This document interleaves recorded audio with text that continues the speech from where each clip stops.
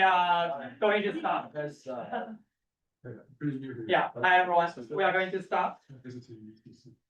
My name is Dingyi. I'm a third-year PhD student here in systems engineering, advised by Mora, and I'm the organizer of eMERGE. Today, I'm extremely excited to kick off our new seminar series with our speaker, Dingyi Zhuang from MIT. Dingyi is an excellent researcher, and you'll soon see that Dingyi is also an excellent speaker, and Dingyi is also my friend. So I particularly thank Dingyi for agreeing to be our very first speaker and for navigating many uncertainties together with me. But Dingyi, as the first speaker, you are also help us define this new seminar series together with all of us in this room and also with people on Zoom and on YouTube. Before formally introducing Dingyi, I'd like just to briefly mention two things. First, our website is e-g.me/emerge. Very easy to remember. My name, then emerge. You'll find almost everything there, including our schedules, time, locations, live stream links, information about upcoming seminars and the speakers, and later the materials we share after seminars. There are 4 tabs: upcoming events under upcoming next, previous seminar presentations on the presentations, and logistic details on the joinings. The second thing is our mailing list. From the link here, you will go to this page.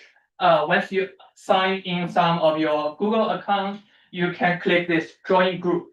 Then you're on our mailing list.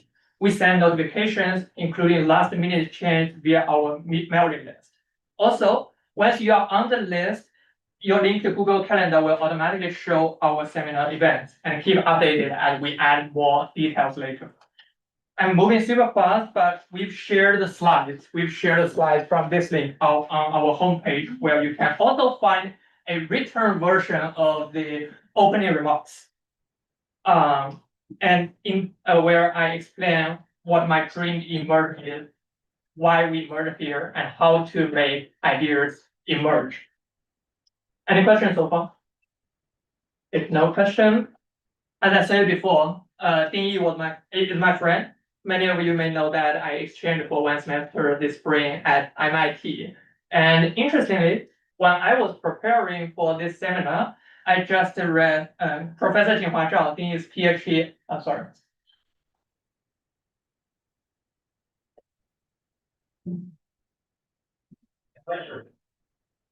Yeah.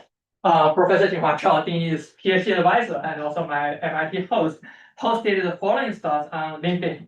He wrote, quote, "Every Friday morning, 35 people in my lab gathered for a research seminar. One day, it struck me I was in fact wasting 33 people's time." End quote. Am I wasting your time? I just cannot stop asking myself. So he shared 6 ideas to fix it. The last one particularly touched me: bring back paper. I myself have been distracted from my laptop, always been distracted from my laptop. Of course, today as an organizer, I have to. But let me invite you to just try it for one time. Turn off your laptop, use papers and pen. We have paper there, we have pens, and we even prepared these clipboards for people not on the table. And if you enjoy this, Prof. Mora is more than happy to give me more money to buy even more. Yeah. Once again, welcome, including those who are joining us online. Welcome. Please send your questions and thoughts in the chat, but please always remember to be friendly, to be constructive, and to be a good citizen to our beloved eMERGE community. Now, please let me introduce Dingyi. Dingyi Zhuang is a final year PhD candidate in transportation at MIT JTL Transit Lab. He received his master's degree from McGill University and bachelor's degree from Shanghai Jiaotong University. His research developed trustworthy AI and machine learning methods for transportation and urban systems, which we are going to learn a lot in just a few seconds. He received the prestigious UPS Fellowship and won multiple Best Paper awards with publications in both leading transportation journals and top computer sciences venues. Today, Dingyi will bring us his talk, Trustworthy Spatial Intelligence, Learning, Calibrating, and Reasoning Towards World Model of Cities. We are also honored to have Professor Mora to be today's discussant. whose role is to spur critical thinking of both the speaker and the audience. Thank you, Scott. Okay, now the floor is yours, and I will set a timer for 40 minutes. Thank you. And thank you for your. Another page.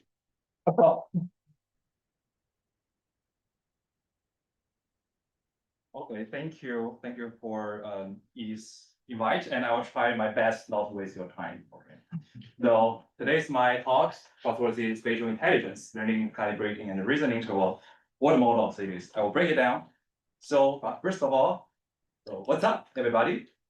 So actually, it's not just a greeting, but also the name of the benchmark. So how many of you have heard of this benchmark? No, it's okay. So just give me one word to describe this figure. Okay. Actually, if nobody wants to answer, sorry, I think there's some technical issue. Nobody wants to answer. Okay, I can answer it for you. So there's a dog on the table, right? It's very simple. There are two things: a dog and a table, and dogs on the table. But actually, if you put it into a machine like ChatGPT things, it will tell a very different story. A dog is on the right of the table. Very, very strange, right? So it actually brings up a question for us to like, how does it really mean for a model to really understand the space? Sorry, can you share your screen again? Sorry? Can you share your screen screen again? Yeah, on Zoom, if you can do screen share, that would be great. Great.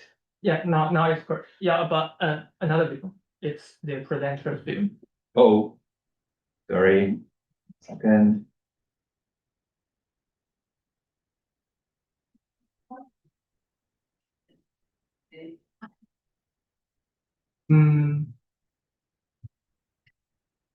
Uh-oh. Okay, I found it here. Stop sharing. I'll share it again. Can you share the entire? Can I share the entire screen? Yeah, I can share the entire screen here. No. So it's great. great. Okay. So sorry for the interruption and technical issue. So back to the example here. So what it really does mean for a model to understand a dog is on the table. It's a question like how a model can really understand space. So this actually leads to the intelligence part. I don't want to give too many depths on like how cognitive science and robotics define intelligence is. But I can tell like what consists of a spatial intelligence. There are three things. First things, what things are. You can do some object detection. On the previous example, they are dog, they are table. And where are they? So a dog is on the table. And how they relate to each other. There's some relationship and interactions between two objects, two entities, right? So this is everything we need to define or understand what a space is, but as a human being. So let me just go back. So if we really look at the whole pictures here, we will feel like even we have three components, the relationship itself are actually the foundations of the spatial intelligence. So you can use your eyes to identify there's a dog, there's a table, but the object itself alone doesn't have too much, they have limited meanings.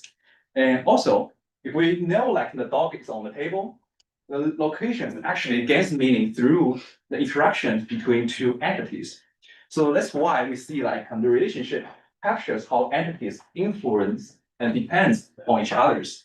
And at its core, if we go back to see what intelligence is, the core of the intelligence or spatial intelligence is really about how well we can learn and represent the relationships. And given the audience are coming from the transportation, urban planning, or system engineering, first of all, from the macro and the micro perspective, there are many relationships in the practice. For example, like geographical information systems, urban value emerge from the proximity and the connectivity. Like the first law of the geography, like everything connects to everything else, but near things are more related to the distant things. So this is the science. For the transportation policy, which some of the work I'm going on, anybody knows congestion pricing in your city?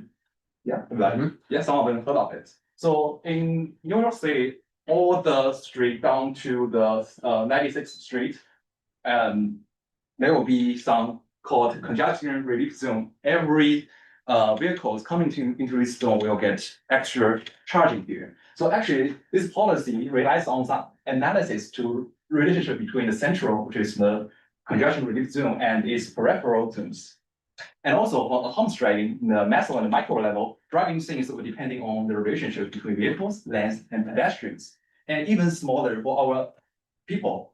When we look into like people, place network, social and mobility networks really matters, right? So relationship is everywhere in our studies. So in today's agenda, I'm going to talk about three things, as you can see from my subtitle. I will tell how I learned, how I calibrate, how I reason. For the learning part, I will tell like how I learn patterns. For the calibration part, I will tell how to make your learn pattern is really reliable and trustworthy. And the last part, I will try to give us extend to from the pattern learning into the reasoning with the relationship. So let's jump to the first part about the learning part. The central question of the learning is to learn some hidden dimensions or hidden relationships in the cities.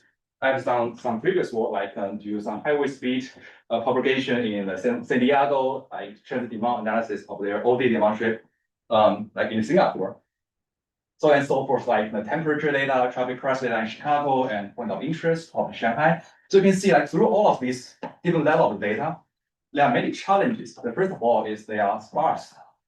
This will lead to high resolution and missing information. Secondly, it's high dimensional. It's at city scale, so a lot of data you do analysis. Also, it's multimodality, which means in our context, there are many different data structure, like image, data, network, or even time series. So what do we want to do as a tool to analyze all of this data and help us build a better model to understand space, understand spatial intelligence? The most intuitive way is to use the graphs. So the graph, just in one word, is a combination of nodes and edges. Back into our dog and table cases, it's like all the nodes and entities, they are just nodes. And its own is a relationship, even though it's a semantic relationship. And based on nodes and edges, we can actually build some adjacency metrics to describe their relationships. And you can also see in the similar things in practice, like road network. What we call this is a scene graph, transit network, OD network, social network, accessibility graphs, knowledge graph. Just name but a few. There are many graphs can be learned. Their hidden patterns in transportation domain, right? So another preliminary I want to go through is another tool I'm going to use, which is graph neural networks. Just assuming nobody knows it, it's actually a very powerful tool to learn all the structures. Just a very high summary is like you have two key components. Aggregation and updates is called message passing. Every node aggregates the neighborhood information and updates its state. So the intuition is like I adjust my choice based on what my neighbors tells me. So just like concrete example for myself is like my girlfriend just arrived in San Jose and he want to buy a car. She doesn't want to buy a Tesla, but me and her manager keep persuading her. So eventually she got influenced to buy a Tesla. So you can see your decision will be very naturally be influenced by who's surrounding you. Another problem I'm going to do is the link prediction problem. It's the simplest way I want to propose as preset here. It's like how the weight in the models relationship, deciding whether two nodes have edges between them. So how do we do that? In the GNN base, we just also based on the updated node information. So if nodes become similar after aggregations, okay, then edge should exist. Otherwise, if they become very different, there should be no edges. So okay, and then I will jump to the first project, like as a like a teaser to see what will be GNN used to learn some relationship. So this is actually my first PhD work. It has a very special meaning for me. I'm going to use this project as as an introduction to show how to use GNN to learn travel demand from the relationships. And thanks to my advisor, Shenhao Harris and Jin Huang. So I'm looking at the for-hire vehicles in New York cities. So it's in a whole Manhattan area scales, and it's very high definition. So I found like high definition OD pairs are really high sparse. Okay, it's very obvious, right? So what do we mean by sparse? There are many zeros in your entries. So what's the common way in transportation to do that? We just aggregate in a temporal resolution, right? If 5 minutes is too sparse, like 90% of zeros, like showing in the green bar here, 90% of zero is in the 5 minutes resolution, many zeros. So we will reduce to 6 minutes. You will reduce it. However, if we really want some very fine control or fine planning of your cities, we really need some high definition, high resolution, and high definition of your data structures. So that's why sparsity is ubiquitous with scaling up all these things, all these resolutions. So in here, graph, naturally, actually, I just use the OD pairs.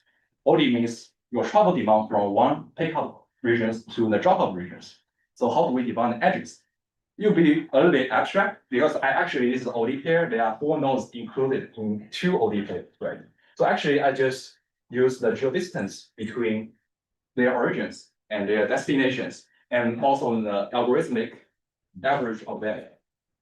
So the underlying assumption is like we believe like the OD pairs with nearby origins or nearby destinations, they tend to have similar demand, either the pickup demand or the drop-off demand, or the combination of them. So the idea is like the input for everything is like the OD graphs and also the demand time series. The demand time series is assigned for each pickup, drop-off, origin destination pair, and through some graph neural network embeddings and also temporal graph neural network embeddings, we'll have some embeddings to learn what will be the future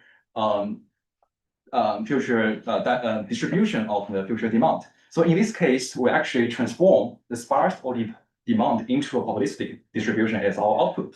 In this case, how do we encounter this sparsity problem? I introduce a zero inflated distribution to then the zero part and non-zero part separately. You can see from the formulas here is either to be pi with probability of 0, or it's 1 minus pi for the non-zero part.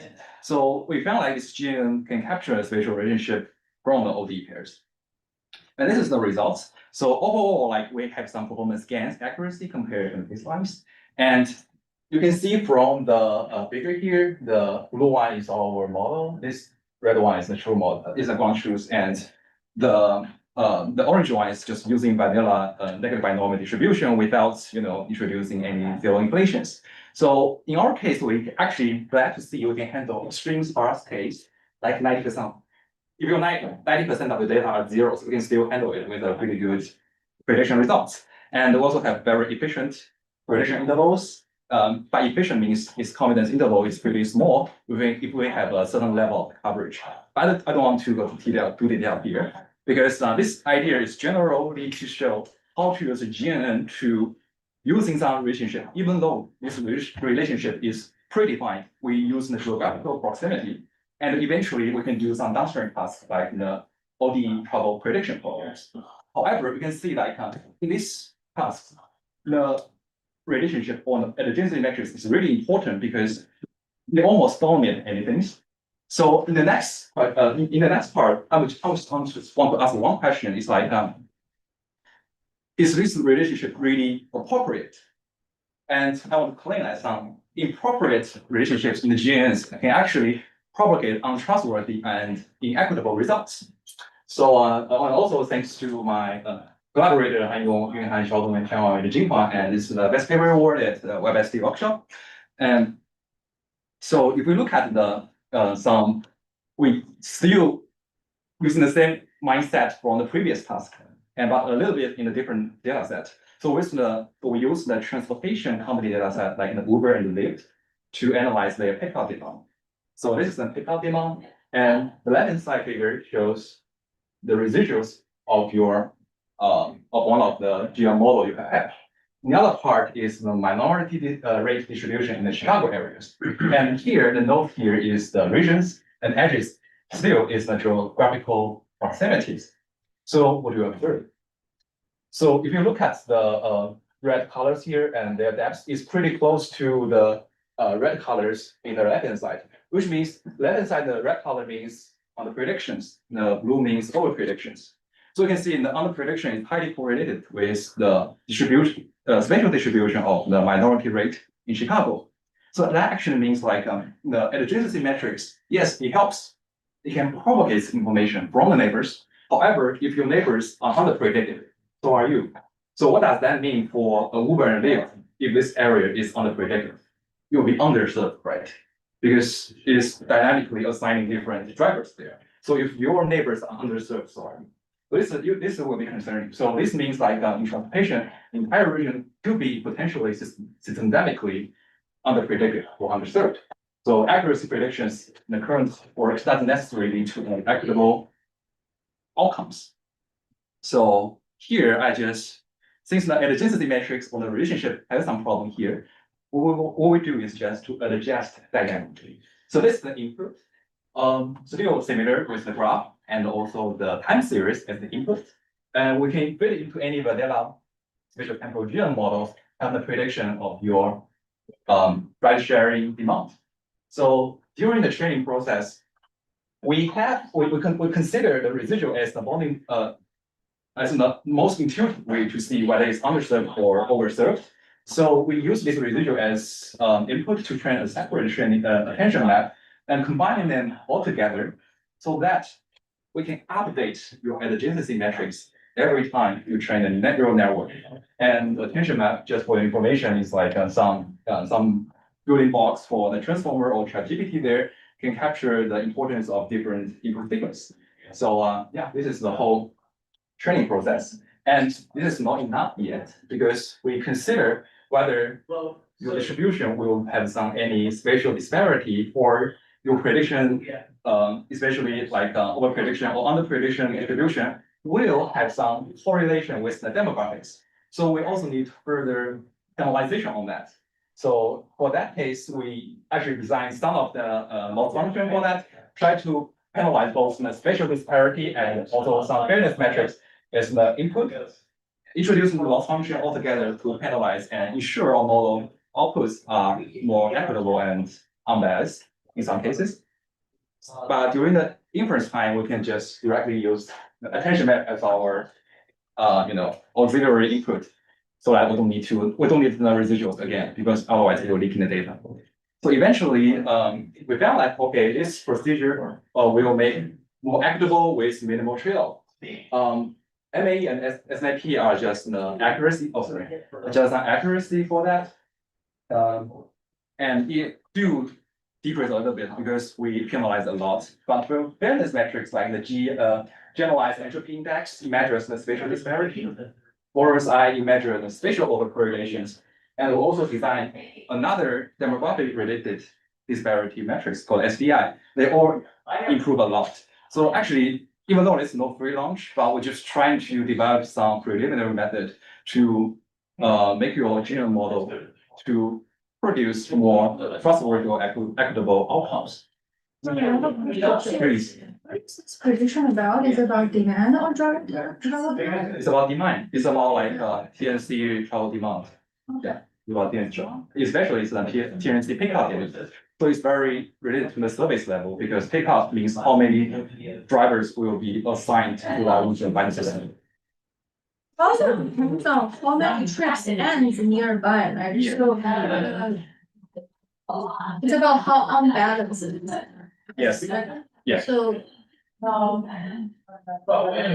fairness here is not about balancedness. Yes, or balancedness or unbiasedness. Yeah, so like very good question because the fairness metrics there could be like group fairness or individual fairness, etc. things that I don't want to explain too much on that.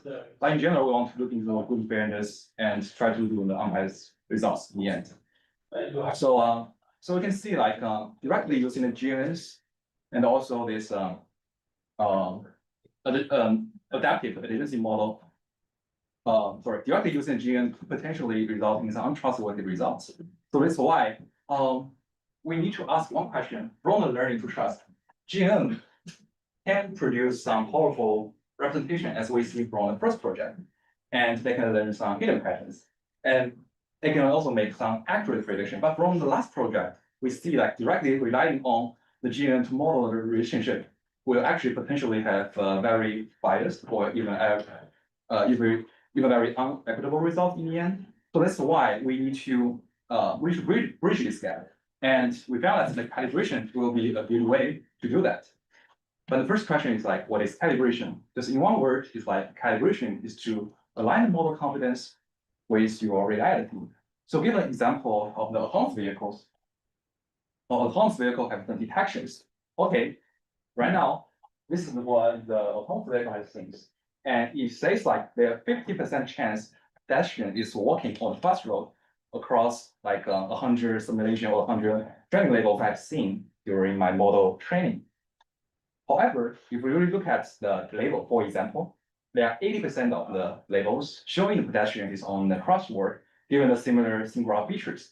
So you are actually underconfident in this case, and this will cause safety-related issue because if you think there's no pedestrian, you just go through these lines, right? So potentially it will be safety-related, and calibration can bridge these two gaps. So in this case, I will talk about how to calibrate the graph link prediction for a more trustworthy topology in autonomous trading. And this is my recent work done at Bosch.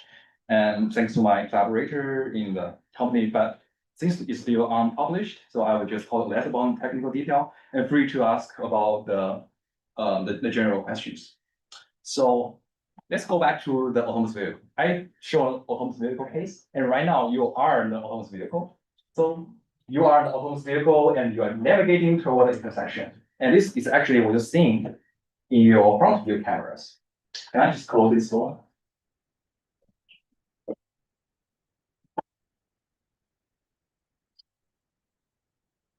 So this is what you see in the front view camera. So you must, in your decision making, is like which lane to drive and which line to follow. So as a machine, you need first step is to do the detections. Okay, assuming you are in the rightmost lanes. This is what you see. This is a green line in the rightmost lanes, and this is current center lane you are walking on. And this is your lanes on the other side and cross street. So if you are in the middle, this is similar things. And the first part, you need to do the detection, and then you build the topology based on these detections. If you are in the rightmost, you will actually have some connection with the green light controlling the right-hand lanes.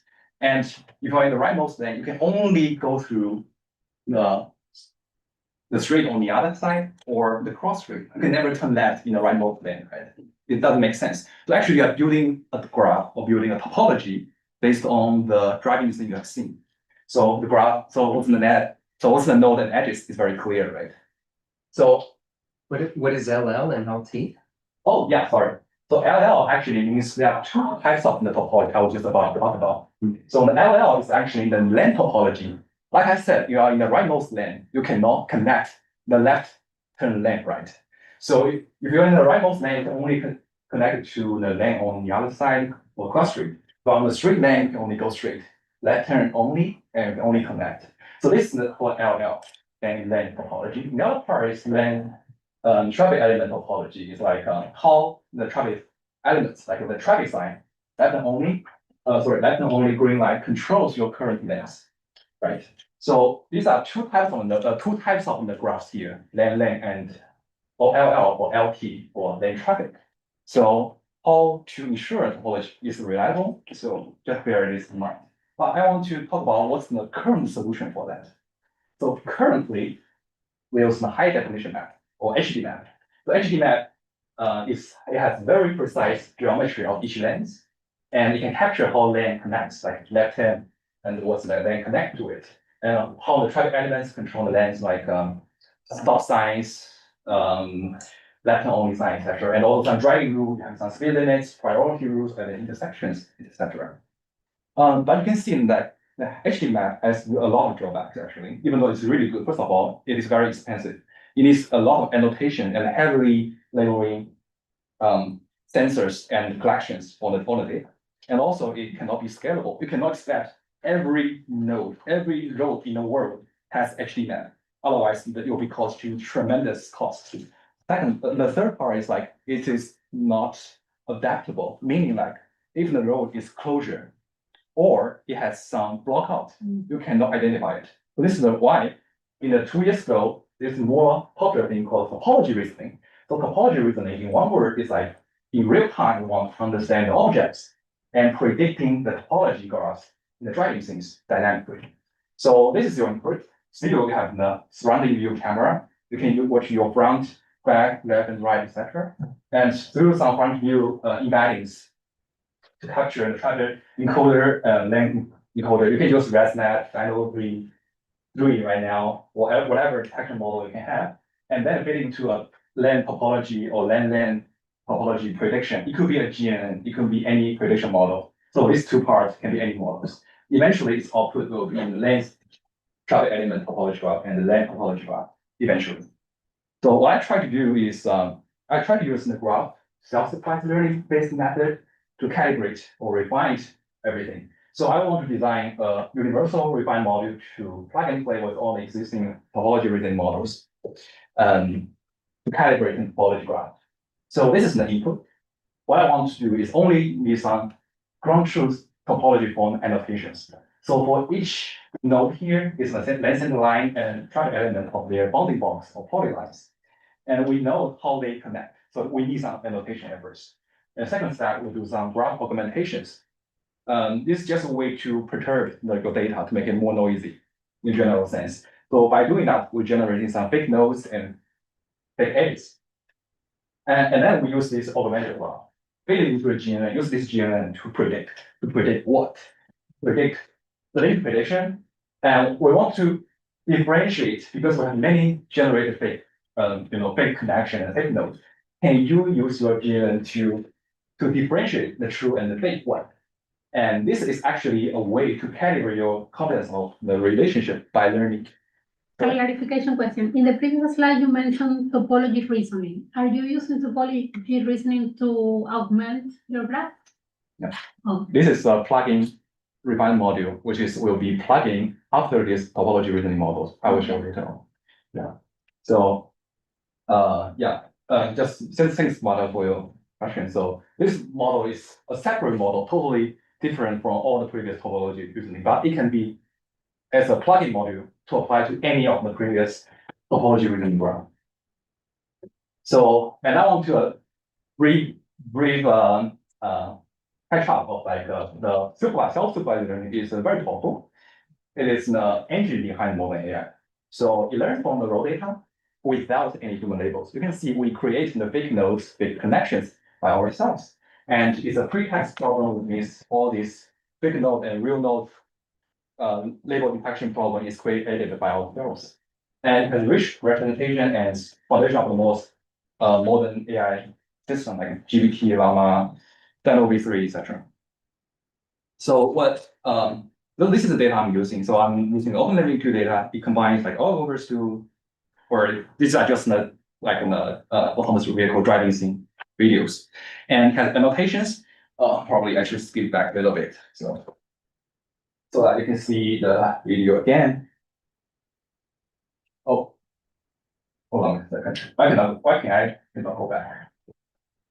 Whatever. So you can see here. So you can see some annotation. This is the ground truth data. This is the bounding box on the traffic lines. This is the lane topology. And this is the connection. Like the green one is how the left-hand lane, this traffic element is controlling this lane and this lane. So for this one. And these are all the other detections for the traffic sign or traffic elements. So, okay, this is the video of the camera or video you will see. So, so if you look at the this is the total it's a total reasoning model. So you can see this is the length. This is the prediction of the length and their connection of the traffic elements. So this is their connections. This is the ground truth. So you can see some of them. Even though we detect these two traffic elements correctly, right?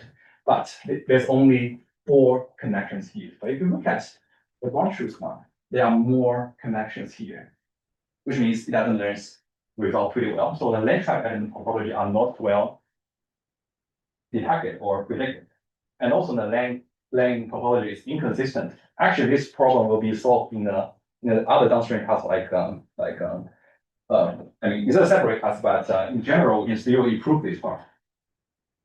And as the vehicle moves in, you can see it's about to turn left.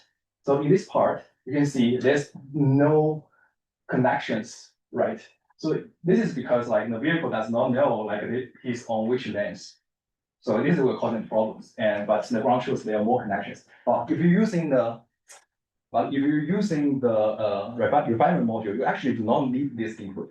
You will know from the general detection and the data itself. So we're not depending on each of the input data. So you can see. So this is the top of that input. We still have the same like movement. This is after calibrations. So you still remember there's only 4 traffic lane to traffic element connections, and we can detect all of them compared to the compared to the ground truth. And you can see that we cannot detect these 2 traffic lights, so we cannot have any connections here. This is due to the detection problem, not the topology reasoning problems.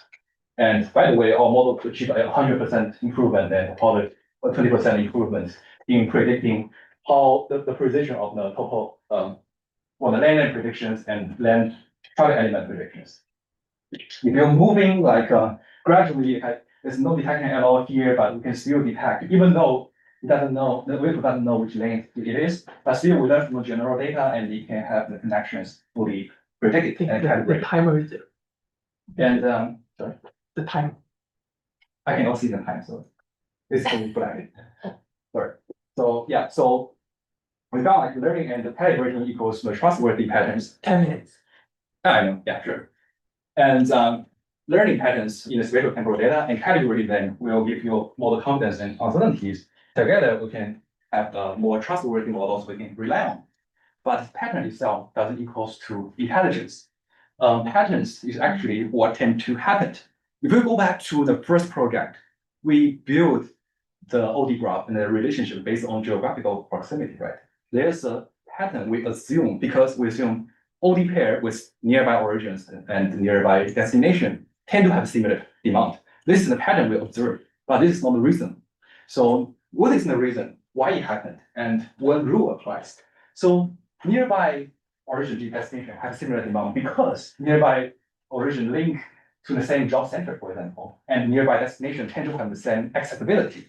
This is the reason why you have such patterns. That's why we are linking the switch from the pattern learning to the reasoning part. So why reasoning matters? But now I'm doing like a conjunction pricing work, so it's it requires some causal and social reasoning for accessibility and equity in the policy critical studies. And for the safety critical, like autonomous driving, we need reasoning about lanes, pedestrian, traffic rules, not just patterns. So in the generative, if we want to apply general AI system for our transportation or urban planning domains, we require some spatial reasoning to effectively navigate environments and support real-world interactions. So this is why in the last pillar, I'm going to talk about the spatial reasoning to fine-tuning the vision language models. And thanks to the collaboration, Yihong, Ao, and Zhao Kai, and it's also the best paper award at JK MKL workshop. So what's the problem about? So even like in the state-of-the-art model, like we use the ChatGPT 4.0 because it's the last year's work. And this model will have some problem to solve like the past finding problems. Even it's a very simple one. Like this is the 4x4 grid, and we're starting from the N5 to reach the N13. So just tell me, like, what's the shortest path from N5 to N, from the green nodes to the red nodes? It's only 2, right? We only need N5, N9, N13. However, you ask GPT, you'll give a longer trajectory for it. And actually, I just tested last night. Still, if I put the same thing here, the ChatGPT 4 still have a longer path than we expected. So these are some problems here. So the key research question for us is how well do existing model perform 2D spatial reasoning problems, and what are the fundamental capabilities? Can we found these capabilities? And if we could do, can we have a better performance? I will show it what it means later on. I mean, it sounds a little weird, but yeah, we're actually disentangling the spatial reasoning problem into 3 levels of the capabilities: direction, localization, and distance. So here you can see the input for our model is like, can you differentiate like 1, 2, 1, 3, and there are 3 nodes. Can you tell me what's the direction of this node and this node? It's in the top right of N1 compared to N3, right? So this is the directions. From the localization, it's like, can you define what this node, its location in a given image? Is in the top right, right? And last question is like the distance. So is this 2 nodes even further than these 2? Definitely no, right? So can you give this image, given these questions, and let the model answer it itself? So the framework we call it SPARKLE. It's like we just fine tune the basic spatial capability tasks. We try to generate a lot of data, a lot of image, like I show, like 3 nodes image. Given a vision engine model different question. Ask like, what's the direction? What's the distance? What's the localization of that? And we found like, can we just by fine tuning this very basic task to have the model to do an even more complex problem, like the shortest path problem or trouble solving problem. And we also include like in the real world cases, like you see in the WhatsApp data set and other more complex scene graph in the data. So it turns out this multi-level approach, like fine-tuning the very basic capability of the reasoning model, can actually have very good result in the following downstream tasks, the more complicated one. So the improvement is pretty dramatic because we use supervised fine-tuning, definitely it will improve. But in general, we can see like if we apply to the general task, it will scale up. But I just want to try to make clear is like for the composite task is like all the data set, all the questions are still generated by ourselves. All the shortest path problem or the trouble solving problem are created by ourselves. And this is the real world benchmark data set. So as a quick wrap up, is like for the learning part, we can find patterns, and for the calibrating, we can build trust. And eventually, for the reasoning part, we can explain why. So for the first two pairs altogether, you can build trustworthy patterns. For this trustworthy pattern, explain why we can approximate a trustworthy intelligence. I'm not bold enough to say I achieved that, but I'm just saying we can approach that. So a bigger question for us is like, okay, we can find very good patterns and reason, but can we build some model for the transportation or urban system that just don't recognize the patterns or even reason for them, but actually can internalize them so they can simulate, plan, decision making, or even ask what is the questions. So this is something I'm pretty interested about. It's just like in the CVPR 2025, it's called scenario dreamer. Basically, you just say, can we generate some scenarios for autonomous vehicle that really to train on, to simulate on? Because in the autonomous vehicle, if we do the simulations, we're actually using very simple or like from the real world OpenStreetMap map topology, right? To generate some environment for AV to train. But there are more lanes, more types of the road that in the model or the world you haven't seen. Can we generate something like this? So I think this question is pretty inspiring. So that's just why I try to envision my next step if I apply for a similar job. Is like I want to look into like the world model related work. So the world model is actually origin in cognitive science and robotics. It's actually the problem of can we internalize the model of the world for prediction planning, assuming you are a person riding a bike. So this comic actually shows like you are biking a bike, your mind is actually simulating everything around you.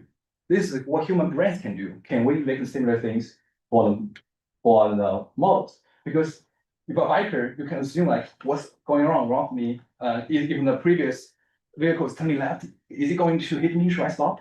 Everything is simulating, planning, and decision making all together. And so this is the foundation of the autonomous intelligence called by Recon, and how to achieve it, self-supervised learning way, can to internalize some physics and also some social norms.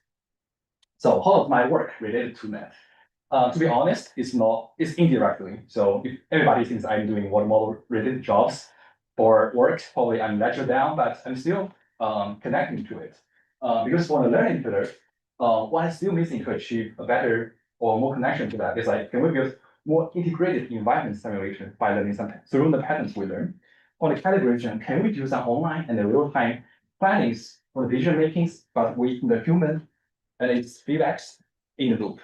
And lastly is the reasoning part. Can we have higher level reasoning to have some counterfactual simulation, embodied reasoning in the urban system, rather than just limited into image or their related spatial relationships.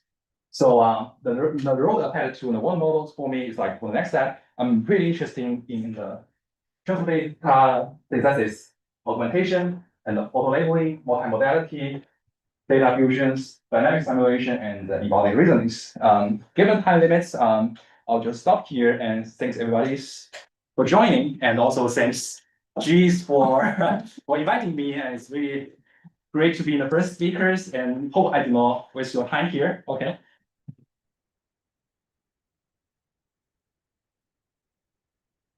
I have to say, I was lucky, I had a chance to heard this yesterday. Otherwise, I cannot catch it. I know it's super intense, it's demanding. Thank you for all your attention, and I hope it's also rewarding, or you will agree with me, that's rewarding. So, Scott, we will start from you.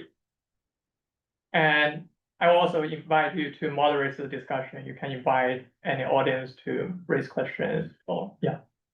Yeah, thank you, Dingyi. Thank you for a fantastic presentation. You know, this topic of learning spatial relationships, of course, calibrating them and eventually reasoning through them, I think, as we were discussing individually, is kind of like a holy grail of, I mean, certainly in autonomous driving, and there's so many challenges to work through. I think a question that I was pondering throughout your presentation is, you know, at the end of the day, this is a model. And my own PhD advisor, MIT graduate, would often say that step one of any modeling task is to define your model objective. So I'm wondering if you could reflect on the objectives of these spatial models, and let me be a little more specific. So I was reflecting on your identification. Yeah. And so I'm aware that, you know, for example, like Tesla and their FSD product that we were chatting about, you know, it seems to me they don't even bother with any topology identification. They just go straight from, they call it, yeah, photons to controls. Like they literally don't even generate the RGB values from the camera. It's literally the intensity of the photons on the lens to the steering wheel command and the throttle command. So that's one example where their goal is to drive a car. And if they don't have to identify topology along the way, get by it.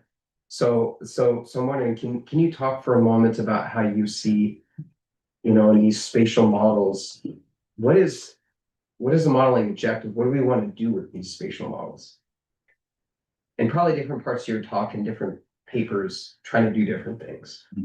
Yeah, it's a very good question. So, but as a very high level picture of my work is like, I extend everything because you can see some coherence altogether. So that's why, even though each separate pillar seems a little bit divided, but actually have some connections. Yeah, just want to show connections. And jumping back to the Tesla cases, actually the if you open the box behind it, actually they're still using some like actually the mixing of the topology reasoning and also the HD maps. So this is actually applied technology actually. So because like Elon Musk has proposed something called road as the language. So because Tesla, like we said, is overfitting on the California, and California has very good sunshine, unlike Boston is a little bit gloomy and somehow it's pretty snowy, right? So so this will make Tesla and its FSD that work less, even worse in the Boston area. If you drive Tesla in China, probably it will be even different cases because Chinese like road conditions and the vehicles on the road are totally different than America because a lot of like, for example, electric vehicles, etc. things. So all of these things. So Tesla itself still uses applications, and what we will try to do is like, I think we also discussed this, is can we, what can our researchers do? We cannot definitely help Tesla build a better model. Otherwise, if the Tesla Elon Musk should pay me $1 billion.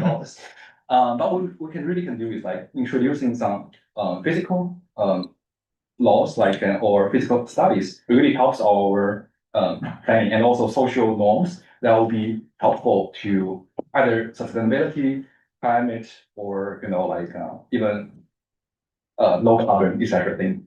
I'm just naming some concepts here. So there's still a lot of things we can do. And how does the spatial intelligence really bring into building up this something that Tesla is not interesting, right? It's probably really important for our city communities. Like, I actually have a discussion with Maria Laura. She asked like, do your model really can be applied to traffic control? The traffic control itself is rule-based and it works pretty well so far. Do we really need some larger model, a more complicated model for that? We don't. We only need is like a suitable case. Like I said, policy critical. Like whether we can have some counterfactual simulations, like when a policy applied, when something changes in the cities, can we react to that and why? And the other part is like on the safety issues, can we make this safety issue solution more human? Like for example, different types of the pedestrian on the road, and how when building the topology graphs, can we just including all of this like this character and identity of the pedestrian, for example. So yeah, this is something we can do, and definitely there are more things can do if we really talk about the business plan and how to like in the real world.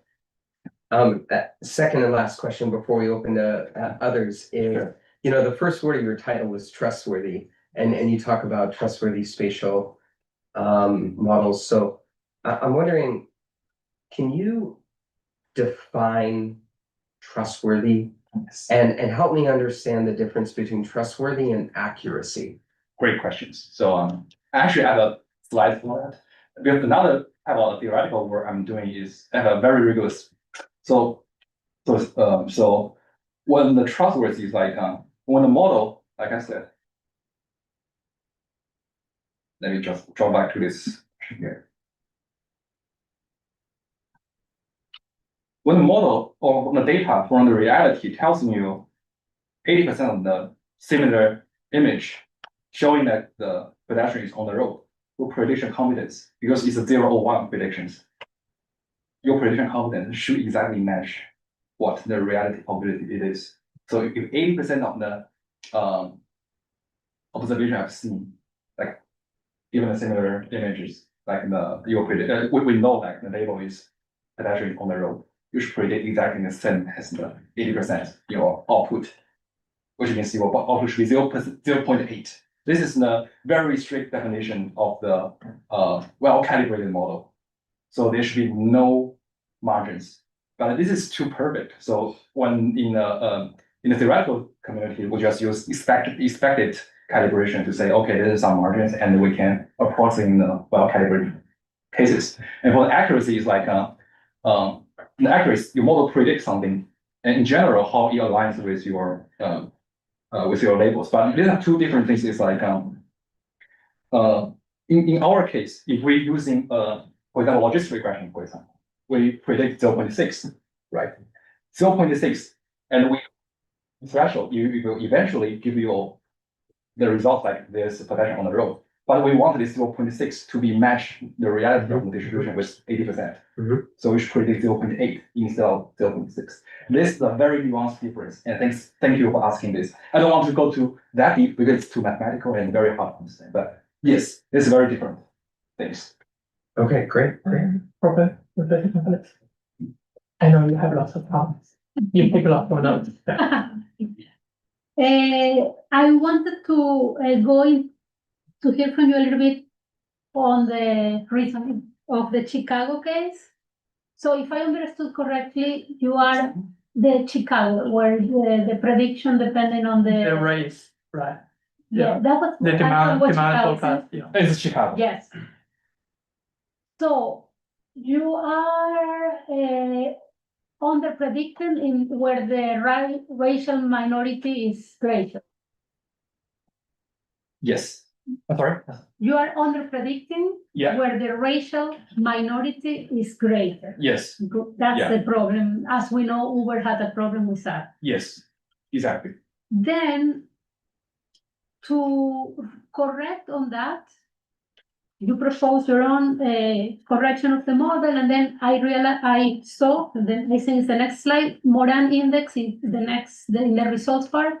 Yeah. The Moran index increased because you were able to correct this let's say, spatial biases, no? It's not increase, actually, I just say it's improvement. Improve. Yeah. Yeah, improvement. That's increasing. what I said, I wanted to say, Yeah, improve towards a higher moral likely because you are doing autocorrelation. yeah, it will be, Yes. everybody will be saying, Yes. we don't want that, it's improvement. And then the accuracy decrease. But the question is from a urban planning perspective is we have a problem, Yeah, and is that Uber is not serving properly the high minority neighborhoods. yes. How you locate this work between, okay, one is like we call a prediction exercise, and another is a problem we have. Where we stand in terms of that situation. So because you're predicting Yes. something, but we are not Yes, talking about what's wrong, you know what I mean? So what I know. if you would have infinite time, you would do next step in this work, what would it be? so I'm gonna just take a step back, like what's the ideal case? Everybody is served exactly as their demand, right? In this case, the model is perfectly predicting anything, there's zero residuals, everybody is served exactly at their demand. That's not, but no model in the world can predict exactly demand. So there's always trade-off. So my next step is like, first of all, I don't want to have so much, even though I say small here, but still like 70%, 7% or 12% difference in accuracy, which is a little bit unacceptable for the production level, because they still want more accurate model to predict how many demand there is. So there should be some trade-off. I think that will depending on some specific like metrics design.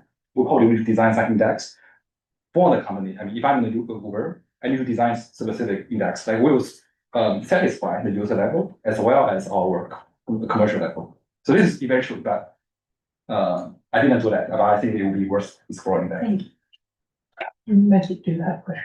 I actually missed the beginning part. But then, Okay, Yeah. any question from this room? Although we will have social networking, but it's good to ask some questions now. So also share your thoughts with the audience online. you shouldn't have prioritized professors in asking. Well, I don't know, guys. Yeah, next time we will. Yeah, but I know you need to leave, yeah. We have a a meeting We have for the next hour. In this room. Exactly. In the Carson, is this a Carson? But I also learned. Ah. Maybe there is. Anyway, yeah, we have moved to. For networking, I think it's nice to do the networking, but maybe there is a. Yeah, we will do it outside. Okay, you have room for the networking Yeah, part. yeah. Yes, I knew we had a meeting in this room, but probably it will start Berkeley time. Okay. So we have 10 minutes. Okay. That's the. Yeah, anyone in the room or anyone on Zoom, you can now unmute yourself to ask questions, share your thoughts. Oh, yeah. I have a question towards the end of your presentation. First of all, thank you for the talk. And you mentioned that you want to build simulation, real world models for different applications. But I think different applications require very different levels of fidelity. Like we mentioned, autonomous driving, you need to be exact on even the coefficient of friction on the road. But for like the policy implementations you mentioned, that's not relevant, right? What do you think about providing the proper level of fidelity and how can address that fidelity issue in building these large simulations? This is a variation of my question number one, by the way. Yes, Yeah. yes. Yeah, the question is like, we want to build one model for all, but it's impossible. So that's why, in a more realistic way, we'll build some separate models, but integrate them. So this is the short answer. So like a fidelity, frictions, or other different kind of modality like videos or sensors, radars. This could be handled by separately, but if jointly, we need to think about how they can cooperate all together. So your my understanding is that your objective is to kind of find a way to bring all these Yes. models together and merge them or fuse them into one real world simulation. No, exactly need to fuse into one, but we can find some way to it all depends on what function you're going to do. If you want to build a more realistic simulation, yes, we need to put into one. But in other problem specific, we don't necessarily build one very giant model for a very simple like I don't know, whatever task. Thank you. Let's take one last question. Okay, Yeah. yeah, I'm really curious at what you meant by internal. It was like on the last slide, you mentioned. Yes, internalizing means like I mean, this is more from a cognitive science way, but it's just why it doesn't move. And I guess to add on to that as well. Yeah, In terms of how can we afford like good spatial reasonings? I feel like there's some ambiguity with that as well. Oh. Yeah, curious your thoughts on that. You mean internalization, right? And also what? I mean, spatial reasoning, first of all, is just one step. It doesn't solve everything for the world model. And for internalization, it actually means, can we really like a human being, can you because you are positioning in the environment, which means you are internalizing within the environment, and those will be going around with it, all the physical things and all sorts of things.